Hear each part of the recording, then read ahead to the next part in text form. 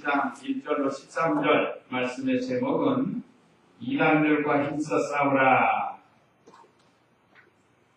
오늘 3절에 보면 단번에 주신 믿음을 위해 힘써 싸우라 했는데 누구와 싸우는가? 4절 이하에 보면 이단에 대해서 기록이 되어 있습니다. 특별히 이 말세 침하를 당하면 많은 거짓 선지자들과 적그리스도, 거짓 그리스도들이 나와서 할 수만 있으면 태같은 자들로 미혹하려고 하는 이런 시대가 된다고 우리 예수님이 친히 말씀하셨습니다. 오늘 말씀을 통해서 우리 구원받은 성도의 특권과 사명, 여기 주일 오전 예배 말씀 요약을 보시면 1절과 3절입니다. 구원받은 성도의 특권과 사명, 먼저 우리에게 가르쳐 주시고, 그 다음에 둘째, 이단들의 특징, 4절에서 8절이고요. 그 다음에 세 번째, 이단들의 결과, 9절로 13절입니다. 어떤 결과를 얻게 되는가, 이런 내용으로 오늘 말씀을 통해서 은혜 받도록 하겠습니다. 이단이라는 말은 다를리 끝단자입니다. 예를 들어서 100가지 중에 99가지가 같고 끝에 하나만 틀려도 이단이 되는 겁니다. 특별히 우리 개신교에서 기본 교리가 있습니다. 그 교리에 대해서 다르게 주장하고 다르게 세워나가면 그것이 이단이 되는 건데, 오늘 말씀을 통해서 좀 더 자세히 배우도록 하겠습니다. 그럼 1절 읽어보세요. 예수 그리스도의 종이며 여호와의 형제인 이단은 부르심을 받은 자들, 곧 하나님 아버지 안에서 사랑을 받고 예수 그리스도에 의해 지키심을 받은 자들에게 편지를 쓴다. 여기 1절에 보면 하나님의 부름과 사랑을 받고 지켜야 이게 특권입니다. 우리 성도들에게 주신 특권, 구원받은 성도들에게 주신 특권이 여기 1절에만 3가지가 있는데, 자, 예수 그리스도의 종이며 야고보의 형제인 유다는 그랬습니다. 예수 그리스도의 종. 특별히 여기 야고보 형제인 유다인데, 이 유다는 누군가 하면 예수님의 형제들입니다. 그러면 요셉과 마리아의 아들이에요. 예수님은 성령으로 마리아에게 잉태돼서 하나님의 아들이 사람으로 오셨기 때문에 부정모혈로 태어난 것은 아닙니다. 그러나 여기 야고보, 또 유다, 이 사람들은 성경에 보면 예수님이 태어나신 후 요셉과 마리아가 동침을 해서 난 아들이 4명이고 여자들이 있다고 했으니까 딸들, 그러니까 최하 6남매는 더 많습니다. 한번 거기 찾아볼까요? 마태복음 13장 55절 여기 한번 찾아서 읽어보세요. 마태복음 13장 55절.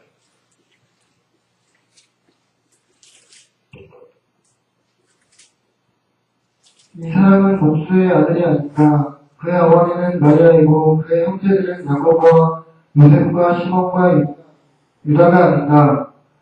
또 그의 누이들은 모두 우리와 함께 있지 않을까. 그런데 이 모든 것들이 어디에서 이 사람에게 왔는가 하고. 자, 이 사람은 목수의 아들이 아닌가. 지금 예수님을 향해서 말하는 거예요. 예수님에 대해서 아는 사람들, 예수님께서 지금 복음을 전하니까 이 목수의 아들이 아니야. 그래서 말하자면 조롱하는 식으로 말하는 겁니다. 그 어머니는 마리아이고 그의 형제들은 야고보와 요셉과 시몬과 유다가 아니다. 여기 유다. 그래서 야고보서는 주의 동생 야고보가 기록했고, 이 유다서는 주의 동생 유다가 기록한 겁니다. 또 그의 누이들은 모두 우리와 함께 있지 않은가 해서 누이들하고 복수를 썼으니까 최하로 분명은 된다 이거예요. 근데 천주교에서는 여전히 마리아가 동정녀라고 주장을 하는데 이 성경을 어떻게 해석하는지 모르겠어요. 맞지 않습니다. 마리아를 우상화해가지고 예수님과 같은 동등된 위치에다 올려놓고 이게 얼마나 잘못됐어. 이 한 가지만 봐도. 마리아는 동정녀가 아닙니다. 요셉과의 사이에서 최소한 6남매나 낳았단 말이에요. 어쨌든 그 유다, 예수님의 형제라고 할 수 있는 이 유다, 야고보의 동생입니다. 네 번째로 기록된 거 보니까. 그러니까 유다가 기록한 거예요. 이 성경을. 부르심을 받은 자들, 첫째, 우리 성도들의 특권은 하나님의 부름을 받았습니다. 하나님의 부름. 그 동기는 사랑입니다. 사랑. 여기 하나님 아버지 안에서 사랑을 받고 그랬죠? 사랑의 동기에서 우리를 부르셨다. 얼마나 감사하고 큰 은혜를 입었습니다. 여기 유다나 야고보 외에도 모든 성도들은 하나님의 사랑의 동기에서 우리를 불러주셨다. 그것뿐 아니고 우리를 지켜주신다고 했습니다. 예수 그리스도에 의해 지키심을 받은 자들에게 편지를 쓴다. 이것은 모든 성도에게 주시는 말씀입니다. 여기 유다를 한번 살펴보면 예수님이 자기 부님이고 많은 사람들이 따라다니니까 우월감을 가지고 자랑할 만하지 않겠어요? 그런데 자랑한 게 아니고 겸손해가지고 예수 그리스도의 종이며 그랬습니다.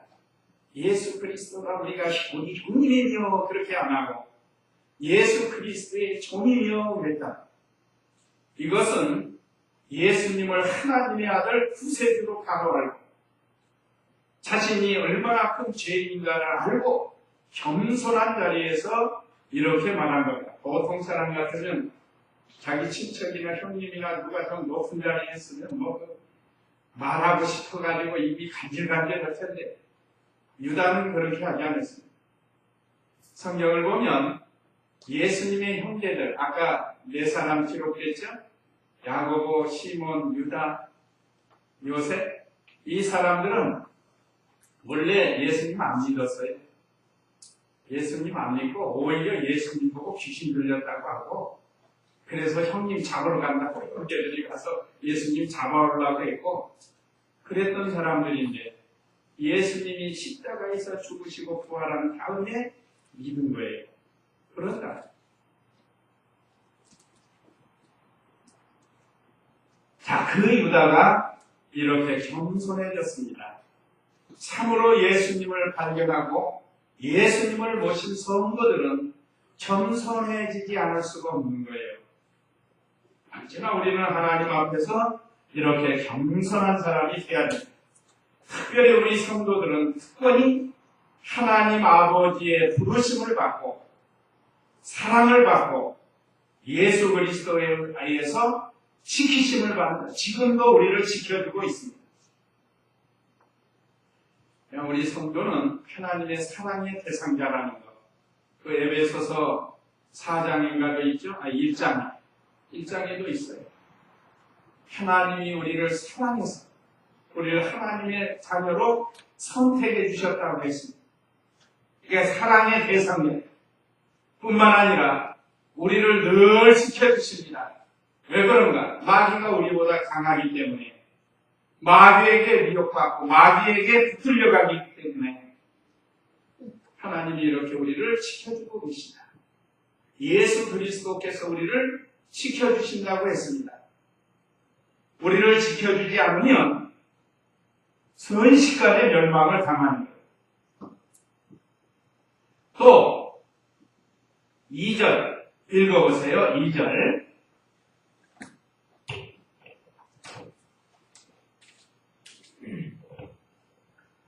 너희에게 긍휼과 분명과 사랑이 더욱 많을지어다. 사랑하는 자들아, 우리가 함께 받은 구원에 대하여 내가 너희에게 편지 쓰기를 간절히 원하는 중에 성도들에게 단번에 주신 믿음을 위해 힘써 싸우라고 너희에게 편지를 써서 건면해야 할 필요를 느꼈다. 예. 두 번째는 우리에게 주신 특권은 긍휼과 평강과 사랑이 더 많아진다. 너희에게 긍휼과 평강과 사랑이 더 많을지어다. 긍휼은 불쌍히 여기는 마음입니다. 우리가 아까도 기도했지만 그 다른 사람에 대해서 요셉과 같이 그 형제들을 불쌍히 여기고 그건 무엇의 동기에 사는가 하면 사랑의 동기에 살 수 있습니다. 사랑. 하나님의 사랑을 깊이 깨달은 성도는 다른 사람에 대해서 불쌍히 여기는 마음이 들어가요. 특별히 예수 믿지 않는 사람들, 믿음 잘 지키지 못하는 사람들을 불쌍히 여겨야 됩니다. 그게 긍휼이에요. 긍휼을 베푸는 자에게 하나님이 긍휼을 베풀어 주신다고 했습니다. 또 평강, 믿음으로 사는 자에게 주시는 이 영적 평강입니다. 오늘 우리 성도님들도 어떠한 어려운 환경이 온다 할지라도 믿음으로 살아서 늘 심령이 평안해야 됩니다. 평안해야 됩니다. 아마 행복한 것 중에 하나가 사람 마음이 평안한 거예요. 평안. 늘 시대가 지금 얼마나 불안하고 초조하고 참 근심이 많고 원망 많고 의심 많고 그런 시대인데 그래서 별병이 많잖아요. 의처증도 있고 뭐 얼마나 여러 가지 병들이 많은지 모르겠어요. 그럼 왜 그런가 하면 영적 평강이 없기 때문에 그렇습니다. 영적 평강을 누리려면 지난주에 우리가 배운 요셉이 참 좋은 것 같아요. 하나님의 절대 주권을 믿으면 어떠한 환경이 와도 마음이 평안할 수가 있습니다. 거기에서 우리가 믿음을 잘 지킬 수 있습니다. 또 사랑. 사랑은 이건 아가페 사랑을 아가페 사랑. 믿음을 쓰는 성도들에게는 이와 같이 긍휼과 평강과 사랑이 더 자라나고 많아지는 것을 가르칩니다. 이제 우리 성도가 믿음 써서 영이 자라나면 더 큰 평강을 누리고 더 큰 긍휼을 베풀고 더 큰 사랑의 세계에서 살게 되는 겁니다. 오늘 우리 성도님들이 혹시 마음속에 미워하는 사람이 있다. 주님 앞에 다 내놓고 주님께서 해결해 주시라고 그 사랑하는 마음이 돼야 된다. 그 다음에 이제 사명은 뭔가? 3절인데 사랑하는 자들아 우리가 함께 받은 구원에 대하여 내가 너희에게 편지 쓰기를 간절히 원하던 중에 성도들에게 단번에 주신 믿음을 위하여 힘써 싸우라고 너희에게 편지를 써서 권면해야 할 필요를 느꼈다. 유다가 형제들, 사랑하는 형제들에게 편지를 쓰려고 했는데 힘써 싸우라는 이 편지를 쓰게 되었다는 것. 그 이유는 이제 4절 이하에 이단들에 대해서 증거해 주는 것. 원래는 유다가 일반적 구원의 도리를 쓰려고 했다는 거예요. 그러니까 지금 우리가 함께 받은 구원에 대하여 일반적으로 구원받은 것에 대해서 쓰려고 했는데 간절히 그걸 원했는데 그런데 이단이 설치는 것을 감동을 받고 알게 되었고 그래서 성도들로 하여금 경각심 또는 경계심을 주기 위하여 이단에 대해서 편지를 쓰게 되었다는 겁니다. 그 내용은 이제 4절에서 보면 가만히 여기 우리 성경은 몰래 들어왔다고 그랬는데 구역에는 가만히 들어온 이단자들 때문에 이 힘써 싸워야 할 것을 편지로 썼다고 했습니다. 또 권면했다고 했습니다. 이 편지는 유다가 사사로이 쓴 편지가 아니고 성령의 감동으로 하나님께서 기록하게 한 하나님의 말씀입니다. 유다가 있는 그 시대에도 이단들이 있었고 예수님 당시도 이단들이 있었고, 그 이전 구약 시대에도 이단들이 있고, 오늘 현 시대에도 이단들이 더 많아요. 앞으로 더 많아집니다. 그건 주님께서 말씀하신 대로 말세에는 이단자, 거짓 선지자, 거짓 그리스도들이 많이 나와서 미혹한다고 했습니다. 자, 그러면 이제 왜 이 편지를 쓰게 됐나? 힘써 싸워서 이기어야 되는데, 아무리 위대한 구원의 도리를 바로 안다고 할지라도 이단자들에게, 거짓 선지자들에게 미혹을 당하면 그것이 다 꼿꼿이 들고 마는 거예요. 그래서 이제 4절로 8절은 이단들의 특징에 대해서 이 7가지로 여기 기록을 했습니다. 자, 그러면 4절 읽어보세요. 이는 어떤 이들이 몰래 들어왔기 때문이다. 그들은 예전부터 이 심판을 받도록 미리 기록된 자들인데 불경건하고 우리 하나님의 은혜를 바탕으로 바꾸며 유일하신 주제자 우리 주 예수 그리스도를 부인하는 자들이다. 네. 전체 4절 상반절에 보면 몰래 들어와서 미혹하고 요란케 한다고 했습니다. 자, 이는 어떤 이들이 몰래 들어왔기 때문이다. 이 요즘 신천지 사람들 정체를 밝히지 않고 몰래 들어오잖아요. 이거 벌써 유다 시대에도 있었어요. 지금부터 2000년 전이에요. 2000년 전. 그때에도 이 몰래 들어온다는, 참 이렇게 참 복음을 받고 예수 그리스도 복음 안에서 믿음 생활하는 참 교회에 이 이단들이 몰래 들어옵니다. 한번 이단이 들어와서 한번 훔쳐놓으면 교회가 아주 요란해져요. 우리 광주에서도 두 교회가 그렇게 돼요. 이단들이 몰래 들어와서 열심히 막 충성하고 믿음 지키는 것처럼 봉사하고, 그러니까 온 교회나 교역자들이 좋아요. 지금 그런 성도가 없어서 모처럼 그런 사람 하나 오면 얼마나 좋아요. 금덩어리 같이. 그런데 알고 보니까 이게 이단이에요. 거짓. 언제나 이단의 특징은 정체를 드러내지 않고 들어와가지고 자기 사람들을 만들어요.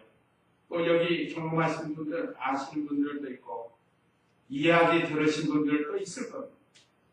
드러내지 않아요. 살짝이 들어와가지고 자기 사람 만들어가지고 나중에는 목사님, 교역자를 흔내가지고 내쫓고 자기 사람들로 세우고, 우리 서집사님 올렸던 신천지 그 여자가 강의하는 거, 그거 어떻게 해서 또 그걸 싹 내렸는지 몰라요. 기술도 좋아요. 내가 올렸는데 저쪽에서 내려버리는 거예요. 그런 게 일단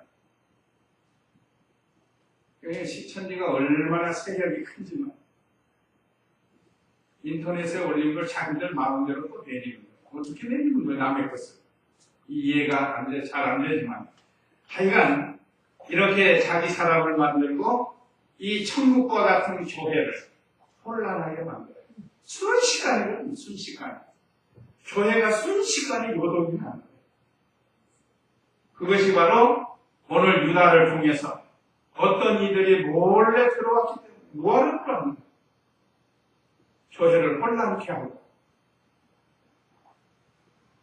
자기 사람으로 만들고 자기 교회로 끌고 가려. 그래서 이단의 특징 첫째는 몰래 들어와 미혹하고 요란케 한다. 그 다음에 두 번째는 4절 하반절에 보면 그들은 옛적부터 이 심판을 받도록 미리 기록된 자들인데 불경건하고 우리 하나님의 은혜를 방탕으로 바꾸며 유일하신 주제자 우리 주 예수 그리스도를 부인하는 자들이다. 여기 중요한 것은 불경건하면서 예수님을 부인하는 것.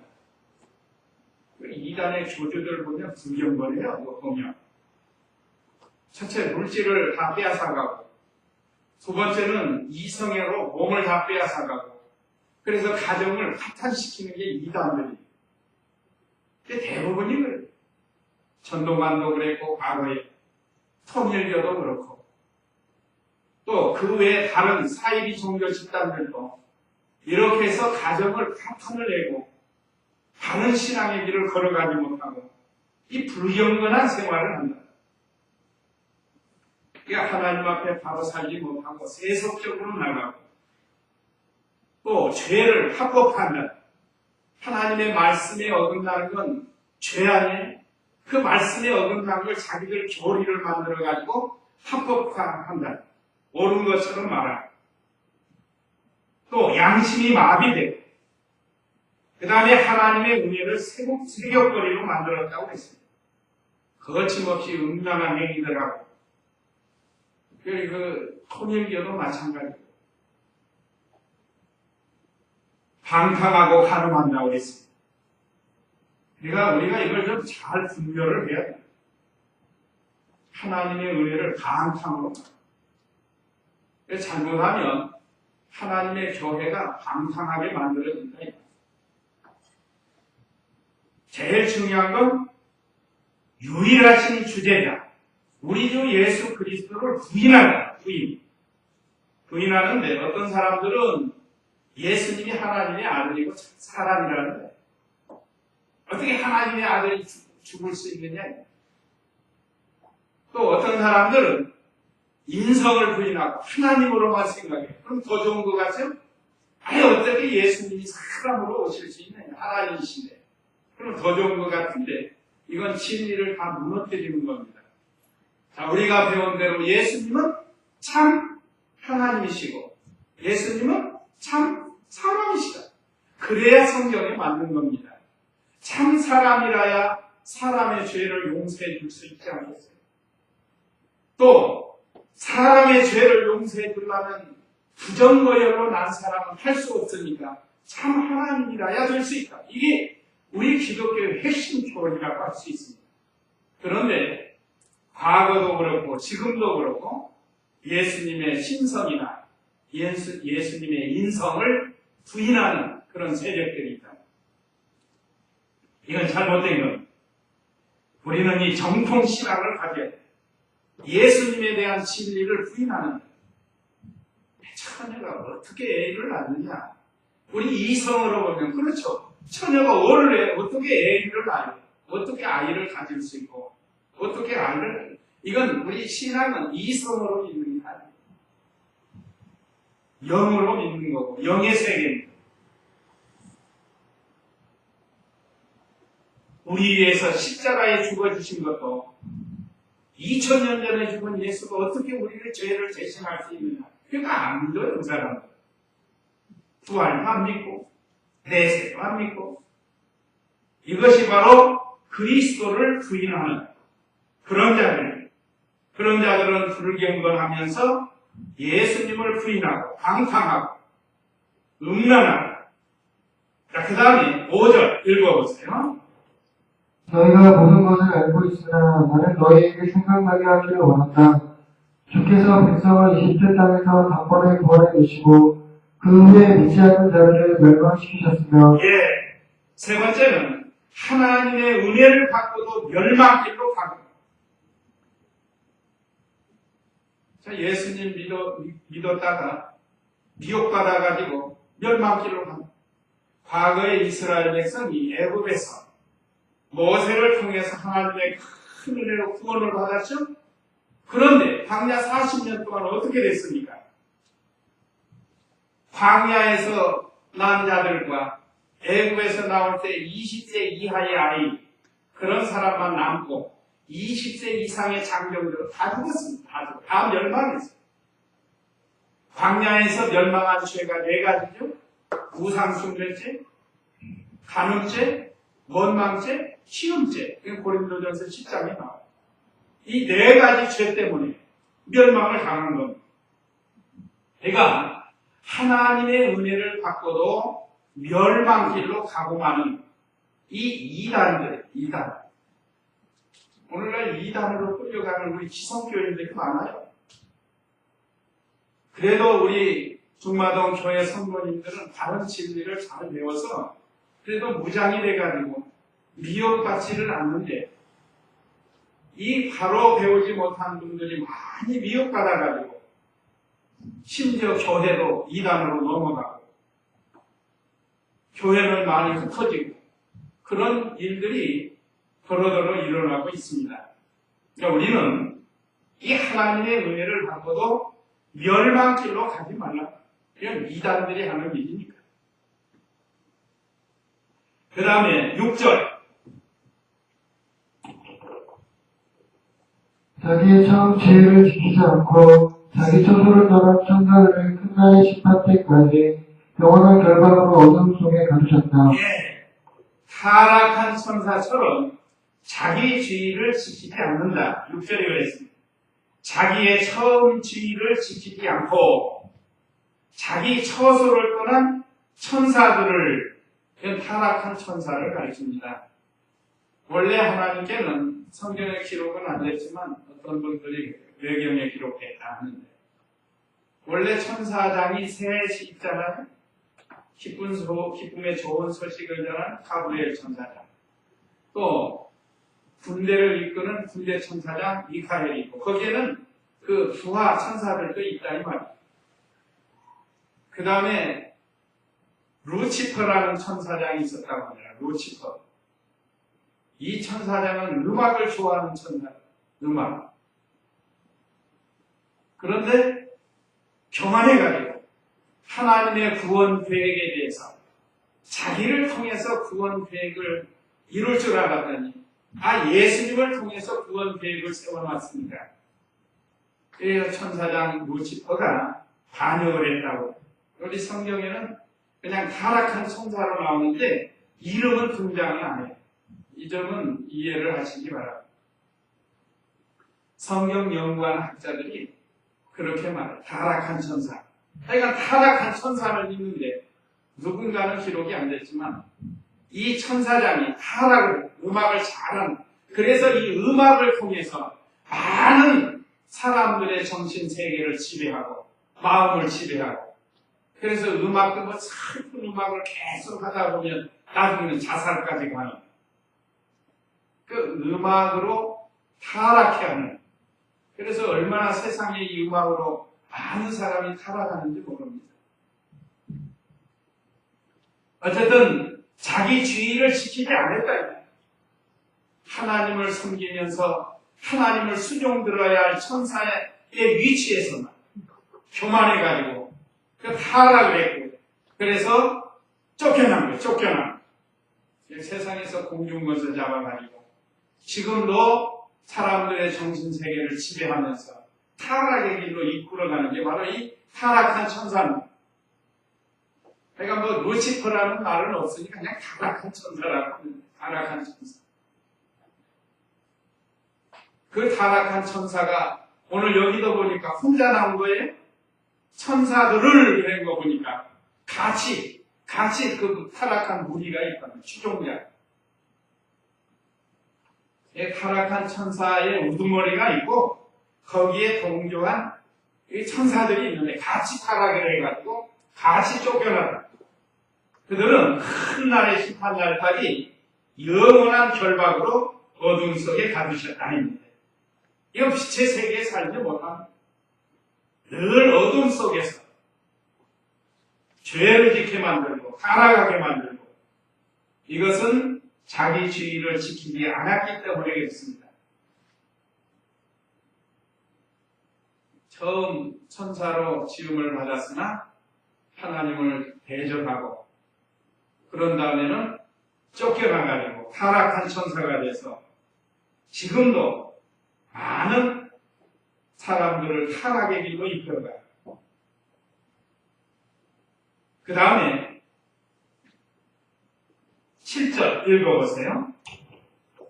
소돔과 고모라와 그 주위 성읍들이 그들과 같은 모양으로 음행을 하며 다른 조체를 따라가다가 영원한 불의 형벌을 받아 보기가 되었다. 우리는 소돔 고모라에 대해서 배워서 잘 알죠? 소돔 고모라가 멸망을 했습니다. 뭘로 멸망했죠? 여기 보니까 뭘로 멸망했어요? 불로 형벌을 받지 않았습니까? 노아 시대에는 물로 형벌을 받았지만 소돔 고모라는 불로 형벌을 받았습니다. 자, 그러면 소돔이의 단어의 뜻이 뭐죠? 동성애입니다. 동성애. 남색한다고. 남자끼리 색을 즐긴다. 그러니까 동성애라는 동성애. 그러니까 소돔 고모라의 제일 특징적인 죄가 남색한 겁니다. 동성애. 혹시 뉴스나 인터넷 보신 분들 있으세요? 내가 하도 어이가 없어서 이 사람들 이름을 내가 적어가지고 최초 연예인들이 지금 동성 결혼을 했는데 그것도 서울 청계천 광풍교에서 동성 결혼을 했어요. 그 이름이 김조광수가 뭐야? 또 김조광수. 아버지 어머니 성 다 따른지 김씨에다 조씨에다 이름은 광수인지 김조광수에 하필이면 우리 광수하고 이름이 똑같아. 꼭 이상하게. 하여간 광수가 괜찮은 사람도 있지만 못된 사람도 있어요. 또 한 사람이 김승환이라는 사람, 김조광수라는 사람하고 김승환이라는 사람이 청계천 광풍교에서 엊그제인가 결혼식을 했어요. 이게 참 우리 기독교 단체에서 가서 막 해대 웃어가지고 못하더라고. 그게 뉴스에 나오더라고. 그런데도 한 거예요. 이것이 소돔 고모라와 같이 멸망의 징조. 지금 우리나라뿐 아니라 세계 곳곳이 이 동성애자들 결혼 합법하게 해야 되려고 뭐 얼마나 주장하고 실제로 캘리포니아주 거기서는 허락이 됐어요. 지금 합법화됐다. 그 캘리포니아 주지사로 있는 사람이 이렇게 뭐 남보 나왔던 사람이 누구죠? 남보. 그것도 뭐 토니, 예? 그 말, 이거 영화 배우 있잖아요. 실베스터?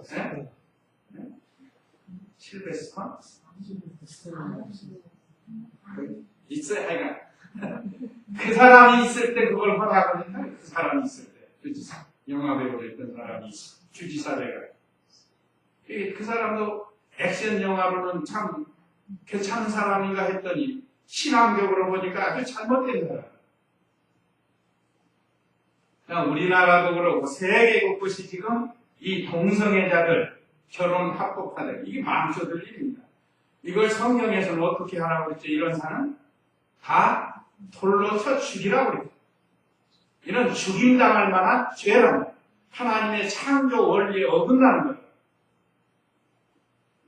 세상이 말세가 돼가지고 이런 일들이 이제 앞으로 더 많아질 텐데 우리 청소년들 잘 가르쳐줘야 되겠어요. 그럼 하나님 앞에 죽을 죄라고. 이 소돔 고모라가 바로 그런 것이었습니다. 벌써 이 소돔 고모라 아브라함 때는 지금부터 4,000년 전에도 이런 일이 있었다 이 말이죠. 자, 그 다음에 8절 읽어보세요. 꿈을 꾸는 이 사람들도 그와 같이 육체를 더럽히고 권위를 업신여기며 영광을 도둑한다. 네. 헛된 꿈을 꾸며 육체를 더럽힌다고 했습니다. 8절 상관은 꿈을 꾸는 이 사람들도 그와 같이 육체를 더럽히고 그랬습니다. 이 꿈은 헛된 꿈이에요. 헛된 꿈. 우리 성도들도 꿈이 있죠. 비전. 꿈이 있는데 우리 꿈은 소망이 넘치는 꿈이지만 이 사람들의 꿈은 헛된 꿈입니다. 허황된 꿈. 욕심 가지고 그걸 실천하는. 참 어떻게 그런 일은 더러워서 못 보겠어요. 어떻게 남자가 남자끼리 같이 거기서 마지막으로 뭐하고 끝난 줄 알아요? 키스를 했답니다. 키스. 추정식적이죠. 자, 결혼했으니까 둘이 키스를 했답니다. 이거 얼마나 이 꿈꾸는 이 사람들은 그와 같이 육체를 더럽히는 사람들입니다. 우리 자녀들 참 잘 양육해야 되겠습니다. 세상은 날로 이렇게 더럽고 음란하고 폐역한 소돔 고모라와 같은 이런 시대가 되는데 우리는 이런 자리에 들어가지 않도록 우리 교사 선생님들 스스로 잘 어렸을 때부터 이건 잘못된 죄라고 스스로 가르쳐줘야 됩니다. 그 다음에 7번째는 8절 하반절에 권위를 없인 여기며 영광을 못 오겠다. 복음 직분의 권위, 복음 직분에 대한 영광. 하나님이 우리 복음 직분에 각자 직분도 주시고 장차 영광도 주셨는데 이걸 가지고 모욕을 한다 이 말이에요. 참 교회와 참된 지도자들의 권위와 영광을 모독하는 이 이단자들. 그러니까 우리가 잘못됐다고 하는 거예요.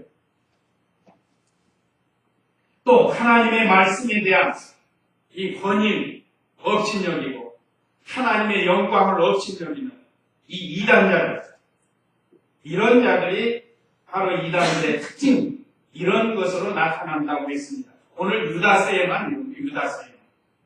자, 그러면 이단들의 그 결과는 어떻게 되는가? 9절, 10절 읽어보세요. 천사장 미가엘도 모두의 시체에 대하여 마귀와 다투며 논쟁할 때 감히 모독하는 판단을 내리지 않고 다만 주께서 너를 꾸짖으시기를 원한다라고 하였다. 네, 주님께 꾸지람 당하고 멸망당한다. 10절 읽어보세요. 10절. 그러나 이 사람들은 무엇이든지 알지 못하는 것을 모독하며 이성 없는 짐승들처럼 본능으로 아는 그것 때문에 멸망하게 된다. 이성 없는 짐승과 행하는 것이. 이단들은 다른 데는 교리를 만들어 놓고 있는데 참 신앙인이 볼 때는 이성 없는 짐승과 같이 자기 본능대로 행한다. 본능. 짐승들은 본능으로 삽니다. 그러나 우리 사람은 이성이 있어요. 이성은 지정의라고 하는데 뭘 알고 또 느끼고 결정하는 거예요. 아는 걸 가르치고 느끼는 슬픔도 희노애락을 느끼는 그 다음에 결정하는 거. 옳고 그른 걸 판단해서 결정하는 그런 이성이 우리에게는 있다는 말이죠. 그런데 이 이성 없는 짐승처럼 이단자들은 다른 길을 가지 못한다는 것을 가르칩니다. 그래서 그들은 멸망을 당한다. 여기 9절에서 천사장 미가엘도 모세의 시체에 대하여 마귀와 다투며 논쟁할 때 그랬는데 이건 무슨 뜻인가 하면 모세가 자기 사명 다 하고 그 가나안 땅을 바라보면서 요단강가에서 죽어요. 죽는데 그 시대의 모세는 너무 위대한 이스라엘 백성에 있어서는 위대한 지도자이기 때문에 하나님이 보실 때 분명히 모세를 우상화할 것 같다 이 말이에요. 그래서 하나님이 천사장 미가엘을 보내가지고 시체를 없애라는 이스라엘 백성들이 모르게 하라는. 만약에 그 시체를 모세의 시체를 가지는 그들이 이제 두고두고 신처럼 섬기게 되니까 그러면 모세의 뜻도 아니고 하나님 뜻도 아니라.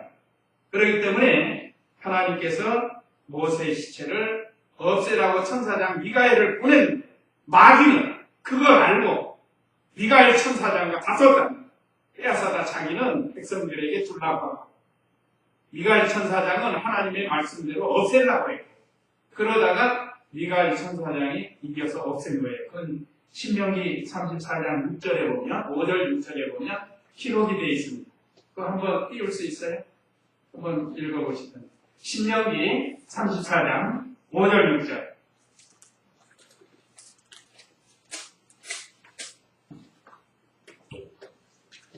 이에 여호와의 종 모세가 여호와의 말씀대로 모압 땅에서 죽어 대포를 맞은 편 모압 땅에 있는 골짜기에 묻혔고 오늘까지 그 무덤을 아는 사람이 아무도 없다. 네, 때가 되니까 하나님께서 모세를 데려가서 묻었는데 아무도 알지 못하게 묻었다 이 말. 그걸 가지고 이 마귀가 천사장 미가엘과 다퉜다는 거예요.